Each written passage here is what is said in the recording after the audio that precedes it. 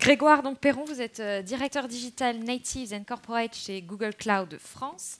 Et donc, ce n'est pas Sébastien, mais là, je regarde, donc Christophe Le Su, d'être directeur. Alors, du coup, vous n'êtes pas directeur général là. Si aussi, aussi. On co-dirige la Bon, société. Cloud Temple, ouais, en deux mots. En deux mots, parce que je pense qu'on n'est pas connu. On fournit des services de transformation numérique à destination de la banque, de l'assurance et de l'industrie. Et on fournit de l'infrastructure cloud de confiance labellisée par l'ANSSI. Super. Bon, alors, il y a des fintech dans la salle. On a un événement fintech. Voilà. Du coup, Grégoire, peut-être on va commencer par vous. C'est quoi un petit peu les usages aujourd'hui du cloud chez les fintech, tout simplement? Alors bonjour à tous, effectivement. Donc, moi, je m'appelle Grégoire Perron, je travaille chez Google Cloud. Donc, on propose à des entreprises l'ensemble de nos solutions, d'une plateforme en fait, de solutions cloud pour répondre à des problématiques de gestion d'infrastructures, de bases de données, d'analyse de données et d'intelligence artificielle pour passer rapidement sur le scope. On s'adresse spécialement, en l'occurrence l'équipe dont je m'occupe, à des entreprises qui sont nées dans le digital et qui ne sont plus des startups. Donc, qui sont plutôt des scale-up, des entreprises qui sont en train d'accélérer très fortement. Et elles sont soumises à des logiques et des perspectives de croissance très fortes. Alors, les fintech, évidemment, elles ont adopté et elles adoptent le cloud de manière massive, en fait. Donc, la plupart des entreprises qui se sont créées dans les dernières années et qui se créent en ce moment, elles partent directement sur des infrastructures et des architectures informatiques qui sont, en fait, basées sur des solutions cloud computing. Il y a trois grands sujets qu'on voit pour ça et qui se développent. Le premier, c'est juste inhérent en fait au cloud computing, c'est l'élasticité que propose le cloud. Donc c'est finalement, je vais pouvoir poser des travaux informatiques et je vais utiliser au mieux la consommation nécessaire. Donc je ne vais utiliser que ce dont j'ai besoin. Donc voilà, contrairement à des instances que je dois provisionner à la maison ou dans des centres de données s'ils m'appartiennent, je vais toujours un peu surprovisionner parce que je ne veux pas être court. Là, avec ce que nous on propose, en fait, on va pouvoir louer le service et je ne paye et je ne consomme que ce dont j'ai besoin. Donc ça, c'est le premier point. Donc du coup, ça permet beaucoup de flexibilité, ça permet beaucoup de développement. On peut avoir des développements très rapides, des décroissances très rapides. Donc ça s'adapte bien à leur modèle financier aussi. Et ça s'adapte tout à fait au modèle financier puisque la plupart, en fait, essayent de coller le mieux possible à l'usage de leurs clients. Donc voilà. Donc ça, c'est le premier modèle. Il est assez générique, mais les fintechs l'ont adapté très fortement. Le deuxième, en fait, c'est que c'est un modèle qui répond très bien à leurs exigences de sécurité et de conformité. On parlait sécurité juste avant. Donc la sécurité, évidemment, elle est hyper clé puisque ces entreprises, elles processent des données qui sont confidentielles et sensibles. Donc ils utilisent via nos services des solutions en fait qui sont sécurisées et on y travaille beaucoup à s'assurer qu'on on leur propose des données qui soient des solutions qui soient le plus sécurisées possible, avec des logiques de chiffrement de la donnée à tous les niveaux, que ce soit quand elles sont au repos ou en transit, notamment. Donc ça, c'est un point important. Lié à ça, il y a les exigences liées à la conformité. Donc voilà, quand on lance une entreprise et qu'on se retrouve dans des environnements qui sont un peu régulés, eh bien, quand il y a un provider qui fait le boulot finalement quelque part à votre place, ça vous permet de gagner en efficacité. Donc voilà, donc on est nous très en avance de phase là-dessus. On fait en sorte d'être le plus proche des besoins en conformité au niveau global et au niveau local, donc que ce soit ISO, les normes PCI DSS pour les entreprises qui s'occupent du paiement. Et donc voilà, les entreprises qui viennent consommer et utiliser nos services, eh bien, elles bénéficient de ça aussi. Donc ça, c'est un enjeu intéressant. Okay. Et le dernier point que je voulais mentionner, il est lié à l'usage de l'intelligence artificielle. Donc on voit que dans les fintechs, aujourd'hui, il y a un grand développement de solutions basées sur de l'intelligence artificielle pour automatiser, accélérer leurs usages. Deux exemples, dans la gestion de documents, par exemple, donc l'analyse de documents, la reconnaissance de caractère, par exemple. Et bien, quand je suis une entreprise comme Libéo qui s'occupe de gérer ma relation client-fournisseur, facturation, paiement, l'analyse de factures, finalement, via l'intelligence artificielle, eh ben, elle est grandement facilitée. Je gagne du temps, je gagne de l'efficacité. Et puis, évidemment, dans les fintechs, le scoring est très important. Et donc, on voit beaucoup d'entreprises fintech qui développent des modèles algorithmiques pour le scoring de leurs clients, la génération de crédit et autres. Donc voilà 3 exemples, je pense, de l'usage qu'on voit aujourd'hui du cloud par les fintechs. Très bien. Christophe, qu'est-ce qu'apporte concrètement aujourd'hui le cloud public ? Alors, Je suis complètement d'accord avec l'analyse que tu fais. Et moi, je vais prendre un angle du coup un petit peu différent parce que je pense que dans la salle, il y a peut-être aussi des gens qui viennent d'entreprises qui sont dans le monde de la banque et de l'assurance, qui sont peut-être un peu plus, qui ont un système d'information un peu plus ancien. Et je dirais, pour répondre à ta question, Charlie, que le premier rapport, c'est un cadre méthodologique. Google a été vraiment précurseur aussi par rapport à ça, c'est-à-dire d'expliquer au marché, et en particulier aux entreprises, quelle est la bonne façon d'utiliser les infrastructures cloud. Et cette bonne façon, de façon assez contre-intuitive, c'est pas commencer par la technique, mais c'est de commencer par discuter avec les métiers et de regarder en fait les applications, les workloads qui tournent aujourd'hui dans les entreprises. En fait, quelle est la bonne façon de les moderniser? Sur ces aspects de modernisation, tu le mentionnais, il y a la sécurité, il y a la scalabilité, l'efficience, et l'efficience au global, qui peut être une efficience opérationnelle, une efficience financière. Je pense qu'on en reparlera après aussi maintenant, une efficience énergétique. Mais le principal apport du cloud public, ça a été de dire au marché, voilà la bonne façon de s'y prendre, d'aller discuter avec vos métiers. Pour chacune des applications métiers qui font tourner aujourd'hui vos business process, eh bien, identifier quels sont les objectifs que vous souhaitez atteindre en termes de sécurité et d'efficience. Et puis du coup, en fait, voici quels sont les outils qui sont à votre disposition et la bonne manière de les utiliser. Bon, tu as bien mentionné, effectivement, on assimile le cloud souvent, évidemment, l'efficacité opérationnelle, financière, etc. On parle de plus en plus d'efficience, en tout cas énergétique. Moi, je voulais qu'on s'arrête pas mal là-dessus, puisque c'est quand même un gros sujet en ce moment. Là, c'est un peu le sujet du moment. Donc justement, est-ce que d'ailleurs, là, vos clients respectifs ont un petit peu des notions de tout ça? Est-ce qu'ils savent comment mesurer ou pas? Ou alors ils sont complètement désemparés, perdus? Alors, ils ne sont pas désemparés et perdus. D'abord, ils sont concernés, comme nous, par le sujet, et donc ils essayent de le traiter. Alors, moi, je vois, il y a deux manières de voir ce sujet-là. Pour moi, le premier, c'est finalement l'impact de la consommation purement énergétique. Et ce que je disais tout à l'heure, c'est l'élasticité que propose en fait le cloud computing. Il vient déjà résoudre un énorme problème. C'est que historiquement, je suis obligé de provisionner des machines en fonction de mes pics de consommation. Bon, là, il n'y a plus de ça, puisqu'en fait, je consomme ce dont j'ai besoin. Donc, de facto, l'impact d'être dans le cloud, il est positif par rapport à ça. C'est je ne consomme que ce dont j'ai besoin. Et si je peux me permettre, je ne paye aussi que ce dont j'ai besoin. Donc ça, c'est un point important. Le deuxième sous-jacent, le sous-jacent de ça, c'est que des acteurs du cloud computing, comme nous, donc vraiment qui opèrent à très grande échelle sur l'ensemble de la planète, eh bien, on travaille beaucoup à l'efficience de nos data centers. Donc on est depuis 10 ans sur des programmes où on essaye d'optimiser vraiment la consommation électrique de notre data center, beaucoup sur la base de solutions d'ailleurs d'intelligence artificielle. Et on voit aujourd'hui qu'on a un impact très fort dans l'optimisation de ce qu'on appelle en anglais le Power Usage Efficiency. Donc, voilà, donc on a un des PUE les plus efficients sur le marché. Donc ça c'est un peu déjà pourquoi c'est intéressant d'utiliser le cloud. Et deux, qu'est-ce qu'on fait? On ne fait pas ça tout seul. Et donc ce qu'on fait, c'est qu'on essaye de donner des moyens à ces entreprises qui utilisent nos solutions cloud de pouvoir prendre conscience et d'agir sur leur empreinte carbone. Donc dans notre console Google Cloud, quand vous vous connectez, les workloads qui travaillent, que vous avez mis en place sur notre solution, vous avez depuis quelques jours maintenant une petite feature qui s'appelle Carbon Footprint qui vous permet de voir en temps réel en fait, l'empreinte carbone de ces workloads en fonction du data center dans lequel vous les avez positionnés. S'il est en France, s'il est à Francfort, s'il est aux États-Unis ou en Asie. Et de pouvoir agir là-dessus. Donc vous voyez en temps réel quel est l'impact, quelle est l'empreinte carbone de ce workload qui tourne aujourd'hui dans tel data center et est-ce que je veux faire quelque chose dessus? Il est possible qu'au même moment sur la planète, il y ait un data center qui soit plus efficient parce qu'il y a peut-être plus de vent en ce moment en Australie ou ce genre de choses. Et donc je peux agir là-dessus.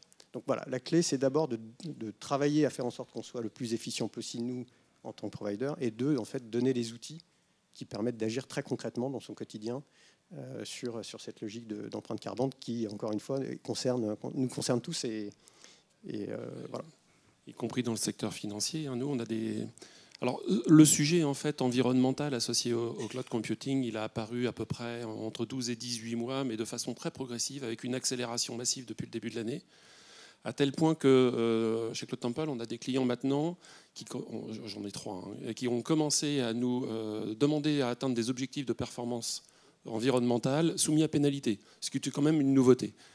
le sujet en fait des clients aujourd'hui que l'on a, alors Claude Temple, on a aussi un métier d'infogérant, donc ils viennent nous voir avec leur système d'information, et là début septembre, après les annonces de notre première ministre, la première question qu'ils nous ont posée, c'est Monsieur Le Sur, concrètement, les 10% en fait de diminution, vous êtes les gens qui gèrent notre informatique, comment vous allez nous aider à les atteindre?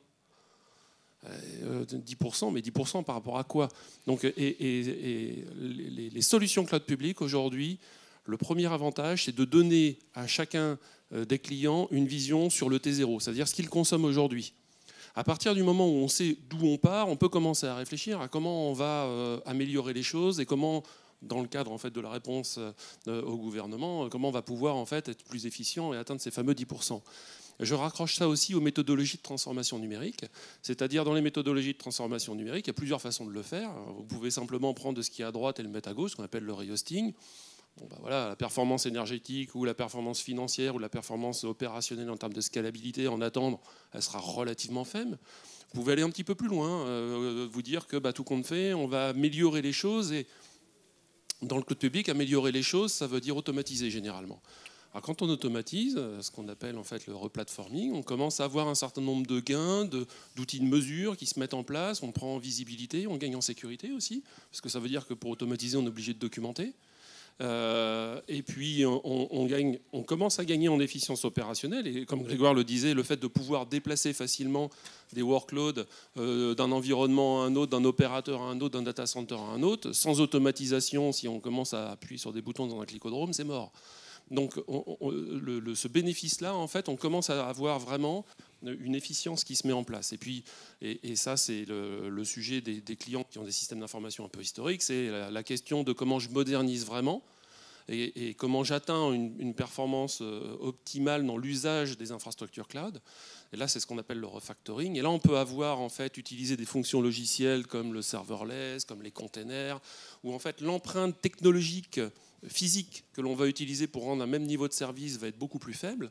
On peut avoir une performance environnementale qui est meilleure, une performance financière qui est meilleure parce qu'on va moins consommer de ressources, on va plus la mutualiser, une performance aussi en termes de sécurité, parce qu'on gagne énormément en termes de visibilité. Là, c'est juste le code logiciel éventuellement qu'on va pouvoir en fait redéployer ou bouger. Donc il y a tout un tas de bénéfices qui se regroupent, et pour répondre à ta question, Charlie, c'est vraiment le principal apport dans un cadre méthodologique que j'invite en fait la plupart des intervenants qui s'y intéressent en fait à lire. Ça se lit très très bien. C'est une documentation qui est extrêmement accessible même pour les non-informaticiens. Et à creuser ce sujet-là. Et donc on a les premiers clients aujourd'hui. Alors, ce n'est pas tout à fait le monde de la fintech, c'est le monde de l'agroalimentaire. Mais on commence à avoir un client, on a travaillé avec lui pour avoir son site web.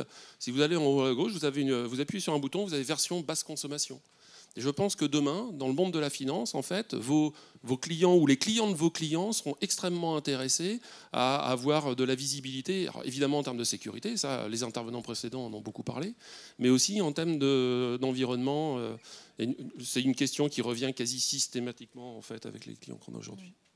Grégoire, vous avez mentionné la solution que vous avez pour le temps réel pour mesurer l'empreinte carbone. Il y a d'autres choses. C'est quoi un peu les prochains sujets sur cette question environnementale, sans en révéler évidemment, j'imagine trop. Non, mais avec plaisir. Donc, comme vous l'avez compris, c'est un sujet qui nous tient à cœur. Qu'en fait, on travaille chez Google depuis très longtemps. Je vais juste rappeler quelques dates. En 2007, on est la première multinationale à avoir finalement à offsetter 100% de notre consommation électrique. C'était à l'époque des crédits carbone, donc c'était bien, on était contents, c'est une première étape. C'est il y a 15 ans quand même. En 2017, on a été cette fois-ci à la parité, en fait, c'est-à-dire que notre consommation électrique, elle était compensée par de l'énergie et des électrons décarbonés qu'on remettait dans le réseau par des investissements significatifs que Google a fait dans des fermes photovoltaïques et éoliens, donc ça, 2017. Et par contre, cette notion-là, elle était pilotée au niveau annuel. Okay, et là, l'objectif qu'on se donne, pour répondre à ta question, c'est 2030, ça vient vite, c'est d'avoir cette logique net zéro, mais chaque heure. D'accord ? Donc ça, c'est vraiment un grand changement, et c'est une grande ambition de pouvoir en permanence, toutes les heures, que notre consommation électrique soit compensée, soit à parité exactement à ce qu'on remet dans le réseau en termes de production décarbonée. Donc ça, on pense que c'est une grande ambition. Ça, plus la capacité de donner des outils de plus en plus fins de compréhension en fait, et de pilotage à nos clients de leur empreinte carbone, c'est les deux principaux axes sur lesquels on travaille en ce moment. Dernière petite question, si vous voulez, sur un petit peu les tendances à venir. Enfin, si vous avez un petit peu vos prévisions, on va dire, aller dans le cloud. Je commence et puis je te passe la parole après. Bon, vous l'avez entendu, alors ça peut être un peu contre-intuitif, hein, des fois performance financière, performance environnementale, on se dit c'est pas corrélé, et en fait on espère avec Grégoire vous avoir fait toucher du doigt en fait que les deux sujets sont liés. Le marché parle de FinOps, ça vous en avez beaucoup entendu parler, maintenant on commence à parler de GreenOps. Certains en fait, orateurs commencent à parler de FinGreenOps. Notre avis sur ce sujet, c'est que les choses sont, tout est dans tout, les choses sont liées. Et c'est le premier point qui va être vraiment dans les discussions aujourd'hui sur les prochains mois. Le deuxième point, ça va être encore plus de sécurité. Les précédents intervenants en ont beaucoup parlé. C'est à titre personnel ce que je trouve dramatique. Moi, j'interviens, je donne des cours à l'université et on a très peu d'étudiants sur le cyber. C'est un fait. En plus, on a des classes qui sont... il y a très peu d'étudiants en sciences en général, malheureusement à cet instant. Et en plus, dans l'informatique, il y en a encore moins. Et dans le cyber, c'est quasiment... On disait tout à l'heure, effectivement. C'est dramatique. Je pense que tous collectivement, si on veut avoir des années futures qui sont riches, on se doit en fait de s'interroger sur ce sujet, de participer à motiver nos jeunes à pouvoir travailler en fait dans ces métiers-là. Parce que l'informatique en général, vous en avez bien évidemment besoin. Hein. Pourquoi est-ce que le métier de l'informatique est sous tension ? C'est tout bête, hein, c'est qu'il n'y a pas assez d'informaticiens. Pourquoi il n'y a pas assez d'informaticiens ? Parce qu'on n'en forme pas assez. C'est aussi simple que ça. Donc on se doit en fait tous à nos niveaux d'agir. De proposer aussi, je propose systématiquement aux managers chez Cloud Temple d'intervenir dans les écoles et les universités pour former les jeunes, pour leur donner envie. Ça, c'est le premier point. Et alors, je surenchéris sur la sécurité. Formez vos collaborateurs. Formez. Il y a un sujet, sinon ça va être problématique dans les mois qui viennent. Bon, alors les deux sujets que tu as évoqués sont évidemment des grands sujets pour les années qui viennent. Il n'y a pas de doute là-dessus. Moi, j'ajouterais deux éléments. Le premier, il est lié à l'intelligence artificielle. J'en parlais au début. On voit vraiment que les fintechs, notamment, en fait, utilisent des solutions et le potentiel de l'intelligence artificielle vraiment maintenant sur toutes les couches de leur métier. Et ça amène vraiment des gains d'efficacité hyper intéressants. Donc, autour de ça, on voit encore une grande vague d'innovation qui n'est pas contradictoire du tout avec ce qu'on se dit sur la logique de FinOps et de GreenOps, puisque l'intelligence artificielle permet justement d'arriver à optimiser beaucoup de choses. Donc ça, c'est un point, moi, je pense, qui est vraiment intéressant à suivre dans les années qui viennent. Le dernier sujet, évidemment, je pense qu'on ne peut pas le rater, c'est l'avènement du Web3 et tout ce qui touche à la cryptocurrency. On a fait quelques annonces, nous, récemment, sur le sujet. On a passé un partenariat avec Coinbase qui va permettre bientôt à certains de nos clients, finalement, d'échanger, de nous régler en cryptocurrency. Donc voilà, on voit qu'il se passe quelque chose de très fort là-dessus. Au niveau français, il y a un marché qui est hyper dynamique. On est ravis, par exemple, d'accompagner une boîte comme Flowdesk, qui fait du market making autour de tout ce qui est asset et token et cryptocurrency. Bon, voilà, eux, ils travaillent avec nous parce qu'ils se rendent compte qu'ils ont un marché qui est mondial et donc ils vont être au plus près des différents exchanges. On voit là-dessus un écosystème qui se développe et en France avec des champions, donc on est content de voir le futur avec eux là-dessus, quoi. Le secrétaire général de l'AMF tout à l'heure a abordé le sujet des fintech et de la sécurité et notamment l'AMF est très pushy en fait sur ces sujets-là. Et il y a une deuxième agence étatique qui est extrêmement pushy, c'est l'ANSSI, qui vise en fait à donner des cadres méthodologiques et surtout des qualifications. Je vous invite à les contacter et à échanger avec eux. Alors généralement, les qualifications, c'est toujours des processus en fait qui peuvent être d'un premier abord un peu longs, un peu coûteux. On se dit, ouais, est-ce qu'il faut vraiment y aller ? Vous ne le regardez pas comme ça. Regardez en fait sur la maturité que ça va donner à l'entreprise et puis en fait les perspectives. Et je crois que c'est le secrétaire général de l'AMF aussi qui l'a mentionné. Les perspectives que ça vous donne en termes de marketing quand vous êtes en capacité d'afficher sur ces sujets-là un certain nombre de réglementations, de qualifications pour rassurer et pour monter en fait le niveau global de maturité. Super, merci beaucoup en tout cas pour votre témoignage. Merci à tous. Merci.